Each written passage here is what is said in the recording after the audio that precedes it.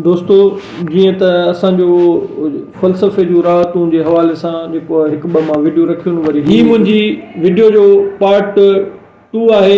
हिन पार्ट में जेको मूं हुस्न, इश्क ऐं फ़लसफ़े बाबति मुख़्तसरनि ख़्यालनि जो इज़हार कयो आहे। हुस्न ऐं इश्क खे फ़लसफ़ो कीअं थो ॾिसे, या खणी ईअं चइजे त दुनिया जा जेकी ॾाह गुज़रिया आहिनि उन्हनि वटि हुस्न ऐं इश्क बाबति कहिड़ा तस्वर ख़्याल ऐं नज़रिया हुआ। वाक़ई हुस्न जो को मान मापो कद मद मादी वजूद आहे, या हुस्न बसि हिकु ख़्यालु, हिकु जज़्बो ऐं अहसासु आहे, ऐं उहो हर इंसान जे पंहिंजे शऊरी ऐं ज़हनी एप्रोच या वरी ख़्याली उॾाम ते ॿधलु आहे। त हिनखे हुस्न किथे ऐं कीअं नज़र थो अचे।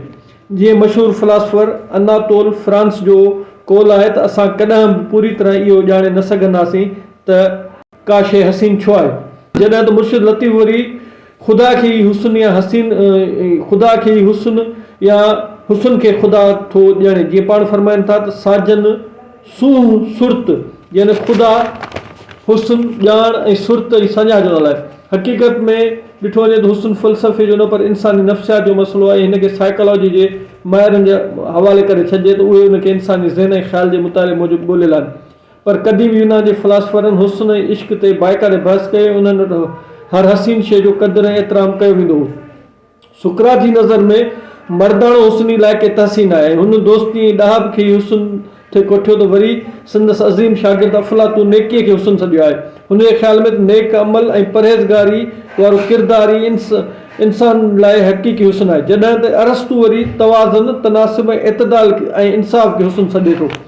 वरी दुनिया जा ॾाह कानिट ऐं शोपिनहार चवनि था त दुनिया जी का बि शइ जेका सवाइ कंहिं लालच ऐं ज़ाती फ़ाइदे जे इंसान खे ख़ुशी ऐं सुरूर ॾिए ऐं इंसान जी दिलि में चाह पैदा थिए त उहा शइ हुस्न आहे। कुझु ॾांहुं त वरी इंसान जी हर तरक़ी याफ़्ता शइ, हर की तरक़ी याफ़्ता ख़्याल खे हुस्न सॾियो आहे।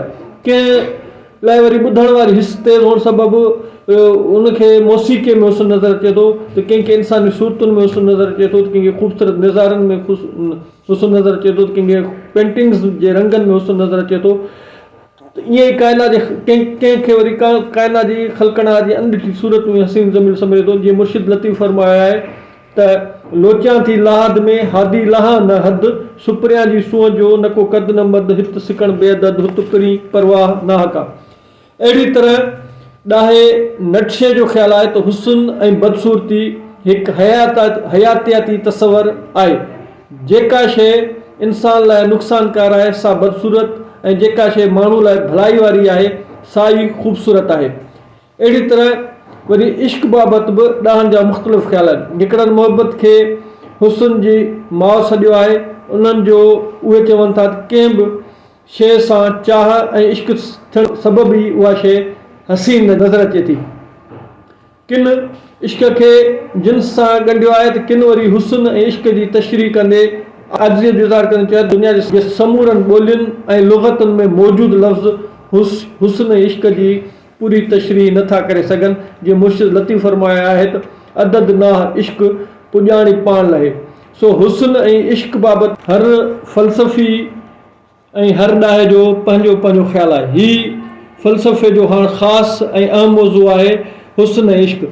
ऐं उन मौज़ू ते जेकॾहिं तव्हां अञा वधीक ॼाण हासिलु करणु था चाहियो ऐं हुस्न ऐं इश्क बाबति फ़लसफ़नि जा ख़्याल वधीक ॼाणणु था चाहियो, त पोइ उन हवाले सां हीअ जेको किताबु आहे फ़लसफ़े जो राहतूं, इन किताब में इन मौज़ू ते हुस्न, इश्क, मर्द ऐं ॿियनि खोड़ सारा अहिड़ा मौज़ू आहिनि जेके हिन किताब में तव्हांखे मिलंदा। उन हवाले सां हिन किताब खे तव्हां पढ़ो ऐं मुंहिंजे चैनल खे सब्सक्राइब कंदा रहो, लाइक कंदा रहो ऐं हिमत अफ़ज़ाई कंदा रहो, त जीअं मां अहिड़ियूं वीडियोस ॿियूं अपलोड कंदो रहियां।